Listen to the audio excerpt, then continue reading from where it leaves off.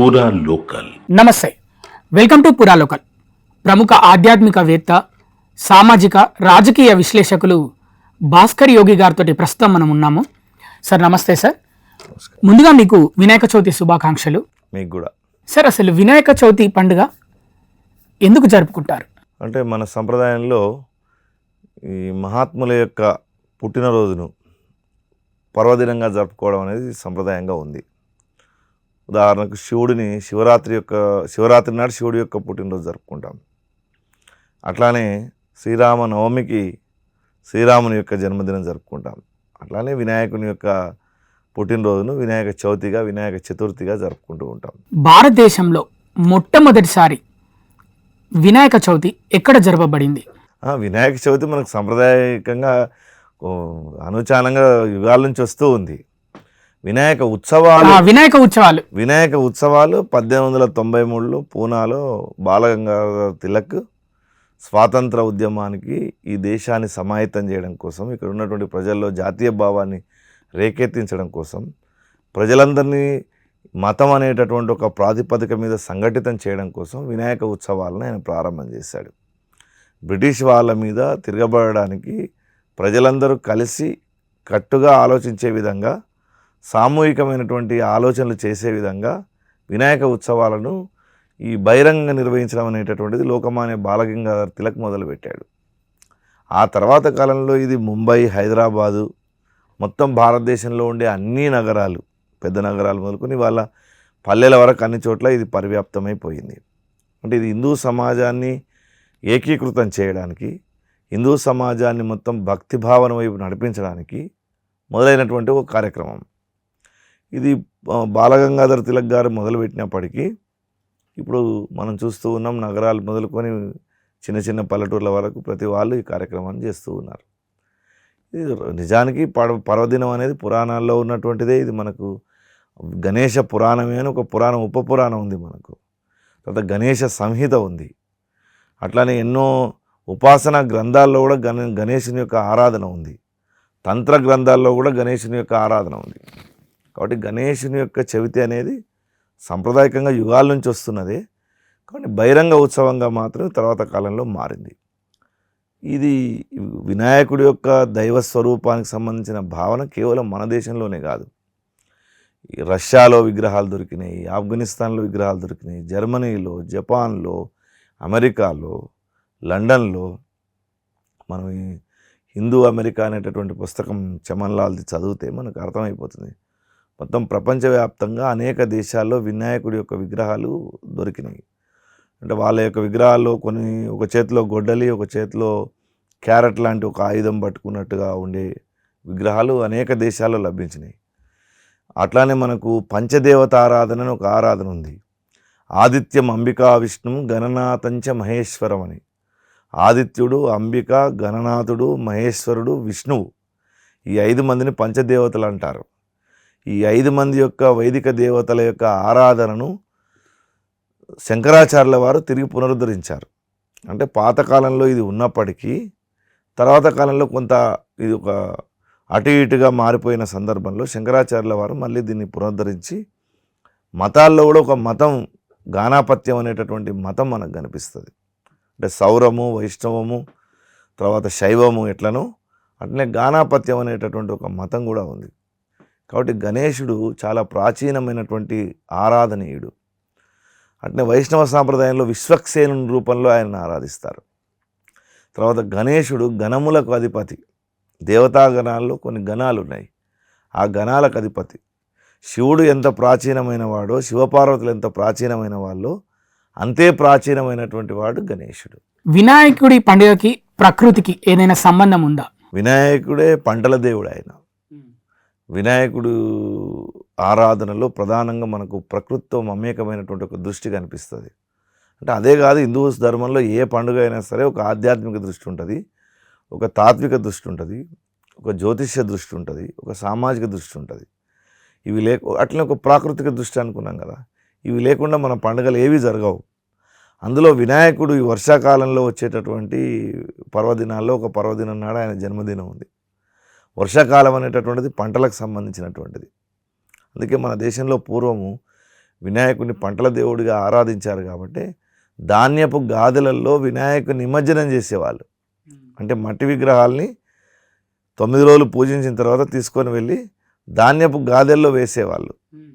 తర్వాత పూర్వకాలం భారతదేశంలో ఎక్కువ మట్టి ఇళ్ళు ఉండేవి కాబట్టి ఇంటి గోడలో పెట్టి మెత్తేసేవాళ్ళు. అంటే చెరువులోనే వేయాలని రూల్ లేదు. మరి ఇప్పుడు చెరువుల్లో ఇప్పుడు చెరువులో ఇది ఒక సామూహిక ఉత్సవంగా ఎప్పుడైతే మారుతుందో నువ్వు అందరినీ సాటిస్ఫై చేయాలి కదా, అందరినీ నువ్వు కలుపుకొని పోవాలి. ఉత్సవంలాగా నడిపించాలంటే దాని పద్ధతిలోనే అది నడవాల్సి వస్తుంది. అందుకోసం ఇప్పుడు అందరూ చెరువుకు వెళ్తూ ఉన్నారు.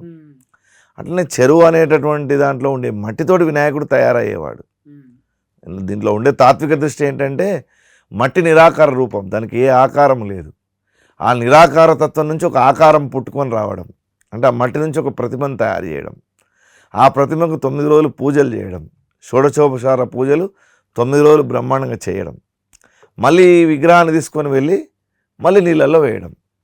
అంటే ఎక్కడి నుంచి అయితే మట్టి వచ్చిందో మళ్ళీ అక్కడికి చేరడం. అంటే దీంట్లో తాత్వికమైనటువంటి దృక్పథం ఏంటంటే, ఓ జీవులారా మీరు ఎక్కడి నుంచి అయితే వస్తారో మళ్ళీ అక్కడికి చేరుతారని చెప్పడం ఒకటి. మీరు నిరాకార తత్వం నుంచి సాకార తత్వాన్ని సంతరించుకున్నారు. ఇగో ఈ బాహ్య ప్రపంచంలో ఇన్ని పూజలు, ఇన్ని భోగాలు, సుఖాలు అనుభవించిన తర్వాత మళ్ళీ మీరు ఆ నిరాకార రూపంలో కలిసిపోవాల్సిందే అనేటటువంటి ఒక ఆత్మబోధ కూడా ఇందులో మనకు కనిపిస్తుంది. ఏ శుభకార్యం చేసినా వినాయకుడి ఫోటోని ఎందుకు పెట్టుకుంటారు? అంటే వినాయకుడు మనకు ఆది దేవతగా, తొలి దేవతగా, మొట్టమొదట పూజార్హుడుగా ఉన్నాడు. అందుకే గణానాం త్వాం గణపతి గుం హవామహే కవిం కవీనాం ఉపమశ్రవస్తవం జ్యేష్ఠరాజం బ్రహ్మణస్పృత శృతానశృణ్వన్నోతి విసీద సాధనం. వేద మంత్రాన్ని వినాయకుడికి ఆయనకు అనుసంధానించి చెప్పడం మొదలుపెట్టారు. అంటే గణపతిని గణములకు అధిపతి కాబట్టి విఘ్న కారకుడు, విఘ్న నాశకుడు, 2 లక్షణాలు ఉన్నాయి ఆయన దగ్గర. విఘ్నం పోవాలన్నా ఆయనే కారకుడు, విఘ్నం కలగకూడదన్నా ఆయనే కారకుడు. కాబట్టి మరి ఏదైనా మీరు శుభకార్యం మొదలుపెట్టినప్పుడు గణపతి పూజతో మనం మొదలు పెడతాం. అందుకే ఏ వ్రతం చేయనియండి, ఏ నోము చేయనియండి, ఏ యజ్ఞం చేయనియండి, శివుడు ఆయనకు మొట్టమొదట పూజార్హత ఇచ్చాడు. శివపార్వతులకు వాళ్ళ యొక్క అనుగ్రహం ఏంటంటే నీవు మొట్టమొదటి పూజారుడుగా ఉంటావు అనుగ్రహం పొందాడు ఆయన. కాబట్టి ఆ పొందడం వల్ల ఏం జరుగుతుందంటే మనం ఏ శుభకార్యం చేసినా, ఏ వైదిక కార్యక్రమం చేసినా మొట్టమొదట గణపతిని పూజించే సంప్రదాయం వచ్చింది. వినాయకుడిని వివిధ రూపాల్లో ప్రతిష్ఠించుకుంటారు, వాళ్ళ మండపాల్లో కొలువు తీర్చుకుంటారనమాట. సో ఒక్కొక్కసారి హీరోల రూపంలో, ఒక్కొక్కసారి వాళ్ళకి నచ్చిన రూపంలో అలా కొలువు తీరినప్పుడు ఒక ఆధ్యాత్మికవేత్తగా మీకేమన్నా బాధ అనిపిస్తుందా? అంటే ఈ విధంగా కూడా గణేశుని పెట్టుకుంటున్నారు అనే రూపాన్ని. గణపతి ఎలా ఉండాలి అనేటటువంటిది ఆగమ శాస్త్రాలు స్పష్టంగా చెప్పినాయి. గణపతి వైదికమైన దేవుడు అని అనుకున్నాం కదా మనము. అట్లనే తంత్రంలో 24 రకాల రూపాలు గణపతికి ఉన్నాయి. అంటే ఒక చోట ఇప్పుడు ఉదాహరణకు తొండం ఉంటుంది. మనం సాధారణంగా మనం అన్ని చోట్లలో మనం తొండం కుడివైపు తిరిగేటటువంటిది, ఎడమవైపు తిరిగేటటువంటి చూస్తూ ఉంటాం. అంటే ఒకటేమో సహజంగా దేవాలయాల్లో అక్కడక్కడ మనం పూజలు చేసుకోవడానికి ఉండే పటాలలో ఒకవైపు తిరిగేటటువంటి తొండం మనకు కనిపిస్తుంది. తంత్రంలో శీఘ్ర ఫలసిద్ధి కోసం వినాయకుని యొక్క రూపాన్ని ఉపాసించేటటువంటి రూపాలు కొన్ని ఉన్నాయి. అంటే తొండం ఇంకొక వైపు తిరిగి ఉంటుంది. అట్లనే ఆయుధాలు, కొన్ని ఆయుధాలు ఒక్కొక్క రూపంలో కొన్ని ఆయుధాలు ఉంటాయి. కొన్ని తంత్రాలలో 54, 64 రూపాలు కూడా ఉన్నాయి. ఆధునిక కాలంలో వచ్చినటువంటి వాళ్ళు కొందరు అనేక రూపాలను చిత్రీకరించారు. సరే, అది కాకుండా ఇవాళ రేపట్ల మీరు చెప్పేది ఏంటంటే గణేష్ మండపాలలో అనేక రూపాలను క్రికెటర్ల రూపంలో, హీరోయిన్ల రూపంలో, హీరోల రూపంలో, ఆ తర్వాత ఏదో పెద్ద దేవుని విగ్రహం ఒకటి ఉంటుంది, ఆయన చేతిలోనో ఒళ్ళోనో పెట్టే విగ్రహాలు మనం చూస్తూ ఉన్నాం. సరే, నిజానికి చెప్పాలంటే అవన్నీ ఆగమశాస్త్రరీత్యా సరైనటువంటి కావు. మరి మనం దైవం రాముడు, లక్ష్మణుడు, ఆంజనేయుడు అట్లాంటిది ఒక పట్టాభిషేకం పెట్టి అక్కడ వినాయకుని పెట్టడంలో తప్పలేకపోవచ్చు. లేదా ఒక శివలింగం ప్రతిష్ఠ చేసి అక్కడ వినాయకుని పెట్టడంలో తప్పలేకపోవచ్చు. మరీ సినిమా యాక్టర్ల స్థాయికి దిగజార్చడం మాత్రం అది సరైనటువంటిది కాదు. సినిమా యాక్టర్లు, క్రికెటర్ల రూపంలోకి దేవుళ్ళని తీసుకుని రావడం అనేది సరైనది అయితే కాదు. అంటే వినాయకుని పండుగని వినోదం కోసమే జరుపుకుంటున్నారు కొందరు అని అనుకుంటున్నారు. అవును, అలాంటి వాళ్ళు కూడా ఉన్నారు కదా సమాజంలో. భక్తితో కాకుండా, భక్తి అనేటటువంటిది ఎవరి లోపల లేకూడదు, ఎంటర్టైన్మెంట్ కావాలా. అక్కడ కూడా పిచ్చి పాటలు పాడే వాళ్ళు ఉన్నారు, డ్యాన్సులు చేసే వాళ్ళు ఉన్నారు, తాగే వాళ్ళు ఉన్నారు. యువకుల్లో ఇవాళ పెద్ద సంఖ్య భారతదేశంలో యువత ఉంది కాబట్టి వాళ్ళలో చాలా మందిలో భక్తి ఉంది. వాళ్ళకి ఎంతో కొంత భక్తి ప్రపత్తి ఉన్నందుకే వాళ్ళు ఆ కార్యక్రమం చేస్తున్నారు. వాళ్ళు దాన్ని స్ట్రీమ్లైజ్ చేసుకోవాలి. ఏది చేయాలి ఏది చేయకూడదు అనేటటువంటిది చెప్పేటటువంటి పెద్దలు ఉండాలి. ఏది శాస్త్రబద్ధంగా చేసి పూజ అనేటటువంటిది పూర్తి శాస్త్రం అది. అంటే దానికి ఒక ప్రత్యేకమైనటువంటి నియమాలు ఉన్నాయి. మనం ఒక ఆఫీస్లో పోతే వాడి ఇష్టం వచ్చిన తన చెప్పులు ఇవ్వాలంటే అక్కడ ఇస్తాం కదా, వాడి ఫోన్ను సైలెంట్లో పెట్టాలంటే పెడుతున్నాం కదా. అట్లనే దీనికి కూడా నియమం ఉంది, నియమం లేకుండా లేదు, ఎవరు కంట్రోల్ చేయట్లేదు దీన్ని. హిందూ మతం అనేటటువంటి స్వేచ్ఛగా ఉంటుంది కాబట్టి దాని విలువ తెలియట్లేదు ఎవరికి. 11వ రోజు నిమజ్జనం రోజే చాలామంది మద్యం సేవించి ఆ రోజు నిమజ్జనం రోజు డ్యాన్సులు వేస్తారు. ఇది ఎంతవరకు కరెక్ట్ అంటారు? మద్యం సేవించి దేవుడికి సంగీతం అవధారయ, నృత్యం అవధారయ అని మనకు ఉపచారాలే అవి. అంటే సంగీతం, కీర్తనలు పాడుకోవచ్చు, భజనలు పాడుకోవచ్చు, నృత్యాలు చేయొచ్చు, అవి తప్పేం కాదు. వాటిని ఏంటంటే ఇప్పుడు ఈ ఇటీవల కాలంలో ఈ వెర్రివేలం ఎక్కువైపోయింది. ఎవడిని నియంత్రించేవాడు కాదు. అసలు తత్వం తెలుసుకోవాలనే ప్రయత్నం ఎవరి దగ్గర జరగట్లేదు. అసలు ఆ వినాయకుని యొక్క ఉత్సవం ఎందుకు చేస్తున్నామో తెలియనటువంటి వాళ్ళు దాంట్లో ఇన్వాల్వ్ అవుతారు. తర్వాత చాలా చోట్ల రకరకాల శక్తులు దాంట్లో చేరుతాయి కాబట్టి వాళ్ళ యొక్క మనసులో ఉండేటటువంటి పిచ్చి ఆలోచనలను కూడా దాన్ని చేస్తూ ఉంటారు. దాన్ని తగ్గించాల్సినటువంటి అవసరం అయితే ఉంది. నిజంగా నువ్వు నృత్యం చేయాలనుకుంటే చాలా సాంప్రదాయకమైన నృత్యాలు భారతదేశంలో 100 నృత్యాలు ఉన్నాయి, 100 వాయిద్యాలు ఉన్నాయి. అట్లాంటి కల్చరల్ యాక్టివిటీస్ చేసుకోవచ్చు. సాంస్కృతికంగా ఇంకా చిన్నపిల్లలకు కొన్ని నేర్పించడానికి ఈ సమయంలో ఈ 9 రోజులు సాయంత్రం పూట అన్ని వీధులలో, అన్ని కాలనీలలో, అన్ని బజార్లలో చేస్తున్నారు కాబట్టి ఆయా కాలనీలో ఉండేటటువంటి వాళ్ళకు భగవద్గీత కంఠస్థ పోటీలు పెట్టవచ్చు, లేదా రామాయణంలో క్విజ్ పెట్టవచ్చు, మహాభారతం క్విజ్ పెట్టవచ్చు, భాగవతంలో కొన్ని పద్యాలు నేర్పించవచ్చు. అంటే మన ధార్మికమైనటువంటి విలువలతో కూడినటువంటి ఎన్నో విషయాలను మనం ప్రదర్శన చేయడానికి అవకాశం ఉంది. అవి కాకుండా వేరే చేసే వాళ్ళు ఉన్నారు, వాళ్ళు తగ్గాల్సినటువంటి అవసరం ఉంది. సార్, ఇప్పుడు వినాయకుని పండుగకి రాజకీయ నాయకులు అంటే ఓన్ చేసుకుంటున్నారని మీరు భావిస్తున్నారు? అంటే ఇప్పుడు కొన్ని పండుగలు, హిందూ పండుగలు ఓట్ల కోసం కూడా వాడుకుంటున్నారని మీరు భావిస్తున్నారా? రాజకీయ నాయకులు భక్తులు కాకూడదా? ఈ దేశంలో భక్తి ఉంది, రాజకీయ నాయకులు కూడా భక్తి ఉంది. కొన్ని చోట్ల వాళ్ళ యొక్క సహకారం కూడా ఉంటుంది. ఆ విగ్రహాన్ని పెట్టడానికో, ఆ మండపం కట్టడానికో, ఆ కార్యక్రమం నడవడానికి. ప్రభుత్వమే స్వయంగా భాగ్యనగర్ గణేష్ ఉత్సవ సమితిని ప్రభుత్వమే ఆపరేట్ చేస్తున్నప్పుడు దీంట్లో ఏమి ఇబ్బంది లేదు. కాబట్టి రాజకీయ నాయకులు పాల్గొనకూడదని ఏం లేదు. వాళ్ళకు భక్తుని అందరూ యజ్ఞాలు చేస్తారు, యాగాలు చేస్తారు, అందరూ పూజలు చేసేవాళ్ళే. అంటే ఓట్ల కోసం వాడుకుంటున్నారు, పండుగల కోసం వాడడం అనేది ఏమి ఉండదు. ప్రజలకు ఆ విఘ్నత ఉంటుంది. పండగ కాడ ఎవరున్నారు, ఓట్ల దగ్గర ఎవరున్నారు, అంత విఘ్నత లేకుండా ఎవరు లేరు కదా. ఫలితాలు చూస్తూనే ఉన్నాం కదా. ఎవరైనా డ్రామాలు వేసినా ఎట్లా రావాలనో అట్లా అవుతుంది, ఎట్లాంటి ఫలితాలు రావాలనో అట్లాంటి వస్తుంది. అది కూడా ఆయన ఇచ్చేవాడు ఆయనే కదా. ఆ వినాయకుడికి తెలియదా? సర్వాంతర్యామి భగవంతుడని మనం అనుకున్నప్పుడు ఆ స్వరూపము అన్నిటినీ గ్రహించగలిగినటువంటి శక్తి ఆయనకు ఉంది కదా. నీ మనోవాంఛలను ఆయన సిద్ధి చేసేటటువంటి వ్యక్తిగా ఆయన ఉన్నప్పుడు నీ మనసులో ఏముందో తెలుసుకోలేడా? కాబట్టి రాజకీయ నాయకుడిని ఏం పెద్ద లోపల బుర్ర అదేమి అంత అర్థం కానిది ఏం కాదు కదా భగవంతునికి. రాజకీయ నాయకుడైనా ఒక మానవుడే పదవి ఇవ్వాలి ఉంటుంది, ఇంకో 5 ఏళ్ళకి పోతుంది. అదేం పెద్ద విషయం కాదు. ఎవరికి జరగాల్సినటువంటి ఫలితం వాళ్ళకి వస్తుంది. విన్నవాడికి ఫలితం ఉంటుంది, లేకపోతే లేదంతే. వినాయక చవితి మొదటి పండుగ అంటారు, తర్వాత నెక్స్ట్ విజయదశమి, తర్వాత దీపావళి, తర్వాత సంక్రాంతి, తర్వాత ఉగాది. వినాయక చవితి మొదటి పండుగ అవ్వడానికి కారణం ఏంటి? అంటే ఎందుకంటే ఉగాది మనకి తెలుగు నూతన సంవత్సరం అంటారు, మరి వినాయక చవితి మొదటి పండుగ అవ్వడానికి కారణం అంటే మనకు ఉగాది తర్వాత వచ్చేటటువంటి మొదటి పండుగ ఇది. ఓహో, అందుకే ఉగాది తర్వాత అంటే మనకు 6 నెలలు ఇప్పుడు ఉండేదంతా కూడా దక్షిణాయనం అంటారు. ఇప్పుడంతా కూడా ఏంటంటే వర్షాకాలం. మన దేశం వర్ష సంబంధమైనటువంటి దేశం కదా, వ్యావసాయికమైనటువంటి దేశం కాబట్టి ఈ 6 నెలలంతా కూడా ఉపాసన, రకరకాల ఉపాసనలు జరుగుతాయి. ఈ ఉపాసన అంతా భక్తి సంబంధమైనటువంటి ఉపాసన ఈ 6 months. అందుకే మీరు చూడండి, ప్రకృతిని ఆరాధించేటటువంటిది మనకు ఉగాది వచ్చేస్తుంది. ఉగాది వెంటనే మనకు ఆషాఢం శ్రావణంలో అమ్మవార్లకు రకరకాలైనటువంటి బోనాలు, లేదా కొన్ని చోట్ల ఇంకో రకమైనటువంటివి పూజలు జరుగుతాయి. తర్వాత వినాయకుడు 9 రోజులు ఆరాధన. వినాయకుని తర్వాత రేపు మళ్ళీ దసరాలో నవరాత్రులు అమ్మవారి ఆరాధన. ఆ తర్వాతలో దీపావళికి అమ్మవారి ఆరాధన. ఆ తర్వాత సంక్రాంతి వచ్చేసరికి మనకు సూర్య ఆరాధన. అంటే అప్పుడు ఈ ఉగాదిలో ఎట్లయితే ప్రకృతి మొదలవుతుందో, సంక్రాంతి వచ్చేసరికి మేష సంక్రమణ తర్వాత ప్రకృతిలో మళ్ళీ చేంజెస్ ప్రారంభమవుతాయి. ప్రారంభమైన వెంబడే మనం సూర్యుని ఆరాధన చేసే పద్ధతి. ఆ సూర్యారాధన తర్వాత శివారాధన. మనకు సంక్రాంతి వరకు, సంక్రాంతి తర్వాత అంతా కూడా జ్ఞాన సంబంధమైన ఆరాధన. వినాయకుడు భక్తి ఆరాధన, సగుణారాధన ఈ 6 నెలలు నడుస్తుంది. మనకు సంక్రమణం సూర్యారాధన నిరాకారమైంది కదా. నిరాకార సంక్రమణంలో సూర్యుని యొక్క ఆరాధన చేసిన తర్వాత శివుడు నిరాకార లింగ స్వరూపుడు కదా, ఆయనకు కూడా ఆకారం లేదు కదా, అక్కడ నిరాకారం ప్రారంభమవుతుంది. మళ్ళీ ఒక 6 months వరకు అది నడుస్తుంది. సో భక్తి ఆరాధన, జ్ఞానారాధన ఈ 2 హిందూ మతంలో ఒకదానికొకటి అనుసంధానించబడి ఉన్నాయి. ఇప్పుడు మనిషి రీఛార్జ్ అయ్యేటటువంటి సమయం, ఇప్పుడు బయటికి వెళ్ళారు. అందుకే ఇప్పుడు చాతుర్మాస దీక్షలో ఇది వస్తుంది.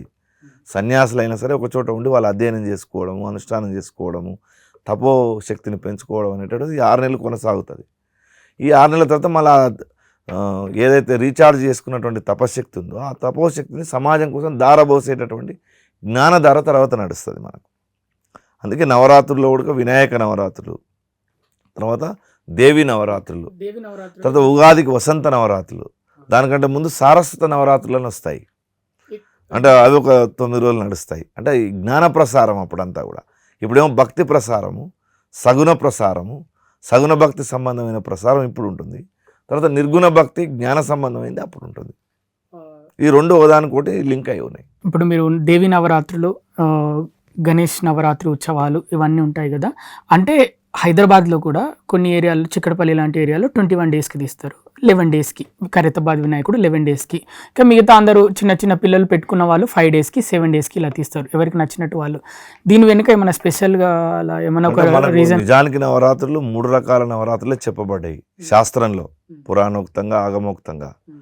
ఒకటి మనకు దేవీ శరన్నవరాత్రులు, అంటే ఆశ్వీజ శుద్ధ దశమి అప్పుడు మనం చేస్తాం కదా, అప్పుడు జరిగేటటువంటివి.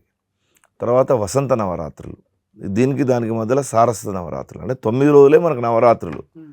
సరే ఎవరెవరు వసతులను బట్టి ఒకరు 5 రోజులు తీసుకుంటవచ్చు, ఒకరు వారం రోజులకు తీయచ్చు, ఒకరు 11 రోజులు, ఒకరు 21 రోజులు, ఎవరి ఇష్టం వాళ్ళ అనుకూలతను బట్టి చేస్తారు.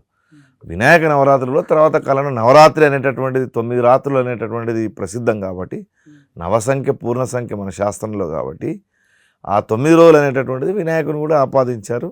ఇప్పుడు మొదలై ఆ 9 రోజులు నడుస్తుంది. ఈ రోజు నుంచి మొదలై ఇది అనుచానంగా నడుస్తూ ఉంది కార్యక్రమం. ఇది ఆ తీసుకోవడం అని 5వ రోజు, 11వ రోజు, 21 రోజు అనేది అది శాస్త్ర సంబంధమైంది కాదు. అది ఎవరెవరి అనుకూలతను బట్టి వాళ్ళు చేసుకుంటూ ఉంటారు. అది ఇది మిమ్మల్ని అడగాల్సిన క్వశ్చన్ కాదు, అయినా అడుగుతున్నా. వినాయకుడిని చిన్నపిల్లలు బాగా ఇష్టపడడానికి కారణం ఏంటి? వినాయకుడు పంటల దేవుడు ఎట్లానో బాలల దేవుడు కూడా. అంటే ఆయన రూపము మరుగుజ్జు రూపము, పెద్ద పెద్ద చెవులు, చిన్న కళ్ళు, పెద్ద తొండము, పెద్ద బొజ్జ, దాని మీద పొట్ట మీద నాగుపాములు, నడవలేనటువంటి స్థితి. ఆయన యొక్క వాహనం ఎలుక. అంటే నీకు పిల్లలకి ఏం తెలియజేస్తుంది అంటే నీ సూక్ష్మ దృష్టి ఉండాలి. ఈ చిన్న కళ్ళతోటి ప్రతిదాన్ని చాలా సూక్ష్మంగా నువ్వు గ్రహించాలా. వినడం, శ్రవణం దదాతు అన్నాం కదా, అంటే చెవులతోటి బాగా వినాలి. ఇది పిల్లలు నేర్చుకోవాల్సినటువంటి అంశం. ఆయన ఆహారం ఎక్కువ తీసుకున్నాడు, నడవలేకపోతున్నాడు, కాబట్టి నువ్వు స్లిమ్గా ఉండాలి అనుకోండి. కొద్దిసేపటికి చంద్రుడు ఆయన చూసి నవ్వాడు. నవ్వినా కానీ ఆయన వికృత రూపం అని చెప్పి ఆయన ఏం భయపడకుండానే తన యొక్క స్వరూపాన్ని, తన యొక్క ఘనాధిపత్యాన్ని నడిపించాడు కదా.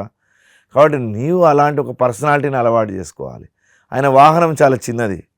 ఇవాళ అవసరం లేనివాడు కారు తెచ్చుకుంటాడు, ఈఎంఐల పేరుతో బండి తెచ్చుకుంటాడు, తనకు సంబంధం లేకున్నా కానీ లేని అప్పులు చేస్తాడు.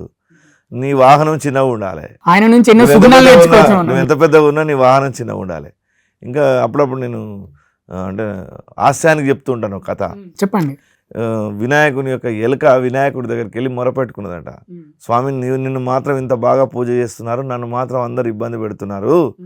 ఎలుకలు అనగానే అందరూ అసహ్య చంపాలని అనుకుంటారు కదా, నాకు ఒక వరం ఈ స్వామి అంటే ఆయన అన్నాడంట, ఎవరైతే నిన్ను ఇబ్బంది పెడుతున్నారో వాళ్ళ ఇంట్లో ఉండే ప్రతి పిల్లవాడిని చేతిలో నిన్ను ఉండేటట్టుగా చేస్తానే మౌజ్ కంప్యూటర్ ఎలుకను తయారు చేసి ఇచ్చాడని ఇటీవల నవ్వుతూ చెప్పేటటువంటి కథనే. ఇది ఇక్కడ శాస్త్రంలో ఉన్నది కాదు, కానీ అంటే పిల్లలకు ఇష్టమైనటువంటి దేవుడు. అంటే రూపం చూడడానికి చూడండి, సగం దేవుని రూపం, సగం మనిషి రూపం, సగం జంతువు రూపం. ఇది ఎప్పుడైనా చిన్నపిల్లలకు ఆసక్తిగా ఉంటుంది కదా. అవును, మీరు ఒకటే రూపాన్ని జనం చూడలేరు. ఇదేంటో ఇంత ఆశ్చర్యంగా ఉంది. తొండం ఏంటి, ఆయన చేతిలో పెద్ద లడ్డు, మోదకము, తర్వాత ఒకవైపు పాశము, ఒక చేతిలో గొడ్డలి, ఆయన దంతం, ఒక దంతం విరిగిపోయింది, ఒక దంతం, ఆ విరిగిపోయిన దంతంతో మహాభారతం రాశాడట ఆయన. కాబట్టి అన్నీ ఉన్నాయి ఆయన దగ్గర. ఆయన గొప్ప రాయసకాడు, విలేఖకుడు ఆయన. తర్వాత ఆయన గణాధిపతి, కోరికలు తీర్చేటటువంటి దేవుడు, తాంత్రికమైనటువంటి దేవుడు, తర్వాత దేవతలందరికీ ఉపయోగపడేటువంటి దేవుడు. ఇప్పుడు గోకర్ణ క్షేత్రంలో శివలింగం అక్కడ మహాబలేశ్వర స్వామి నిలబడడానికి కారణం వినాయకుడు. అక్కడ రావణాసురుడు ఆత్మలింగాన్ని తీసుకొని పోతుంటే ఆయన చేతిలో పట్టుకుని అక్కడ ప్రతిష్ఠ చేశాడు తర్వాత. కాబట్టి ఇట్లా వినాయకుడు అందరికీ ఉపయోగపడ్డట్టుగానే బాలలకు వినాయకుడు అంటే చాలా ఇష్టం.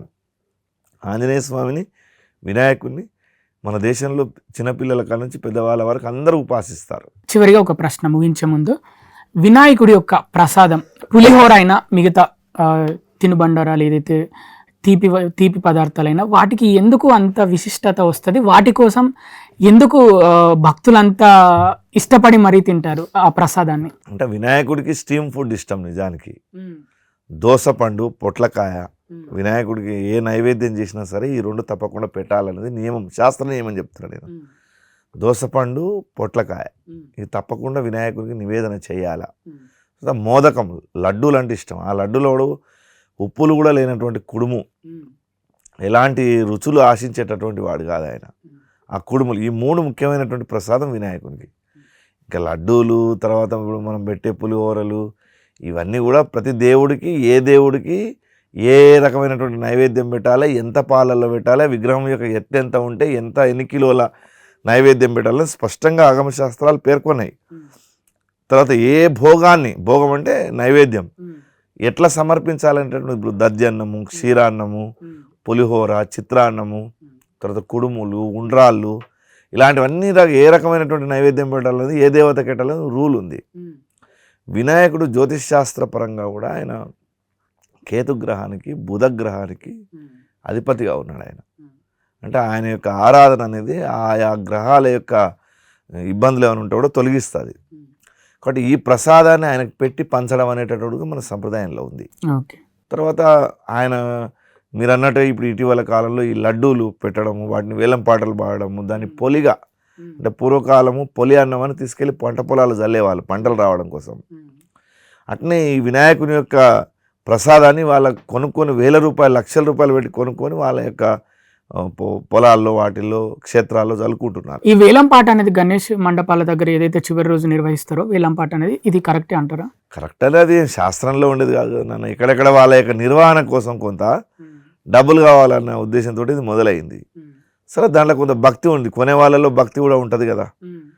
మేము వినాయకుని యొక్క ప్రసాదం కొనుక్కోవడం అని కాదు, అక్కడ అది తీసుకొని ఏంటంటే కొంత ఆర్థికంగా ఆ కార్యక్రమానికి సహకరించడం అనే దృష్టితో అది ప్రారంభమైంది. సరే, అది ఇప్పుడు మీరు అన్నట్టుగా రకరకాలుగా మార్పులు చెందడం వేరు విషయం. ఏ ఆచారమైనా, ఏ సాంప్రదాయమైనా అది ప్రారంభమైనాడు సదుద్దేశమే ఉంటుంది, మంచి ఉద్దేశంతో అది ప్రారంభమవుతుంది. తర్వాత కాలంలో కొంచెం రకరకాలుగా మార్పులు చెందుతుంటాయి. ఆ మార్పులే మనం చూస్తున్నాం. అన్నదాన కార్యక్రమం గణేష్ మండపాల దగ్గర నిర్వహిస్తారు, బాగా నిర్వహిస్తున్నారు ఈ మధ్య. అన్నదాన కార్యక్రమం అనేది దానిపైన మీ అభిప్రాయం ఏంటి? అంటే దానిపైన మీ అభిప్రాయం ఏంటి? అన్నదానం మహాదానం అని మన శాస్త్రాల్లో ఒక మాట ఉంది. అంటే అన్నం పెట్టడం అనేటటువంటిది ఒక గొప్ప సంస్కృతిగా మన దేశంలో ఉంది. అన్నమయములైనవి అన్ని జీవములు కదా. ఈ సృష్టిలో ఉన్నటువంటి జీవకోటికంతా ఆధారం అన్నమే కాబట్టి ఆ అన్నాన్ని దానం చేయడం అనేటటువంటిది సంప్రదాయం ఉంది. అయితే ఆ ఆహారాన్ని దేవుడి దగ్గర దానం చేస్తే అది ప్రసాదంగా మారుతుంది కదా. తినేవాడికి కూడా ప్రసాదము, ఇచ్చేవాడికి కూడా ప్రసాదం. అది నేను ప్రసాదం ఇస్తున్నాననే భావన ఇచ్చేవాడికి, తింటున్న వాడికి నేను ప్రసాదం తింటున్నాననే భావన. ఆ భావనతోటి అన్నదాన కార్యక్రమాలు జరుగుతున్నాయి. ఇంక కొన్ని చోట్ల ఈ సాంస్కృతిక కార్యక్రమాలు రాత్రి వరకు నడుస్తూ ఉంటాయి. ఆడవాళ్ళు వెళ్ళి మళ్ళీ ఇందులో పాల్గొని మళ్ళీ ఇంటికి వెళ్ళి వంట చేసుకోవడం అని కష్టంగా ఉంటుంది. పిల్లలు ఉంటారు, చిన్నవాళ్ళు. కాబట్టి ఆ కాలనీ వాళ్ళకు 100 మందికో 200 మందికో భోజనం పెట్టుకుంటే తప్పేమీ లేదు. పెద్ద స్థాయిలో జరిగేటటువంటిది పెద్ద జరుగుతుంది.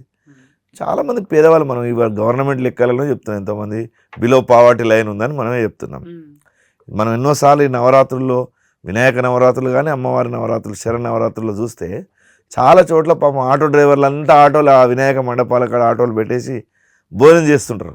అంటే మధ్యాహ్నం మళ్ళీ వాళ్ళు ఎక్కడో ఇంటికి వెళ్ళి భోజనం చేసి రావడం అనేది లేకుండా అలా చాలామంది అంటే వృత్తులు చేసుకునే, చిన్న చిన్న పనులు చేసుకొని బతికే వాళ్ళు మండపాల దగ్గర వచ్చి 9 రోజులు చక్కగా భోజనం చేస్తారు. అది ప్రసాదంగా భావించి ప్రేమతోటి తింటారు, వాళ్ళు భక్తితోటి తింటారు. కాబట్టి ఇబ్బంది లేదు, పెట్టడంలో తప్పేం లేదు. Thank you sir. మా పురా లోకల్ స్టూడియోకి వచ్చి మాకు తెలియని ఎన్నో విషయాలు వినాయకుడి గురించి, ఆయన పండుగ గురించి, అసలు ఆ పండుగ ఎందుకు స్టార్ట్ అవుతుంది, మాకు తెలియని విషయాలు ఎన్నో చెప్పారు. Thank you so much sir.